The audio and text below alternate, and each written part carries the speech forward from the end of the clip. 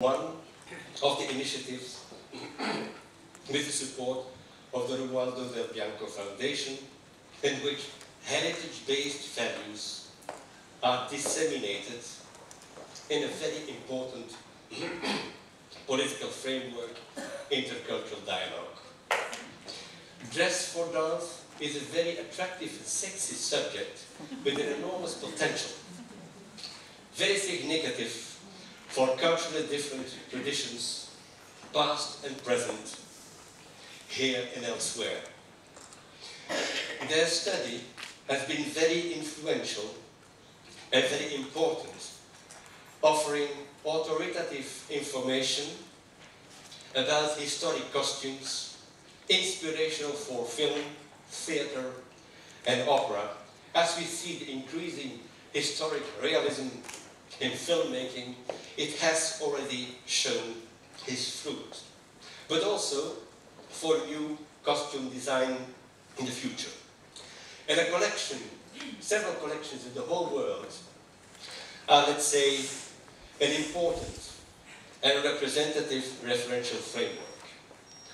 I'm especially pleased to be here and that this conference could be included in the 90 days program that Paolo was mentioning, in which all experiences about heritage-based information and transfer in a cultural dialogue perspective are being tested and being appreciated in their methodological approaches. We always have been thinking we should do for educational programs and intellectual transfer. But our experience has shown that emotional entries, such as dance, music, have been very important and successful.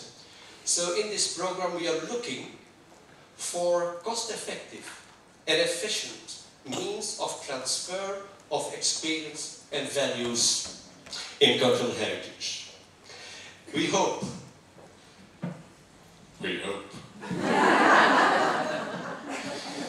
that's okay. We hope that out of this we can distill at the end good or best practices that can lead to training initiatives. And life beyond tourism, ladies and gentlemen, is unique. Science and conservation environments have been focusing years now, decades, on identification of cultural heritage, identification of its values and its conservation. And now slowly we think about interpretation and presentation of heritage values and including them in a very dynamic and creative way in development schemes. And that's quite all right. But Life Beyond Tourism is taking this issue one step further, because we include this in an intercultural dialogue with the scope to better know other cultures, to respect them, and to appreciate them, and to conserve their heritage. But not only that, it's not only a framework, it can be the subject of the international dialogue as well. And dance and costumes are very illustrative, very important because of their visibility.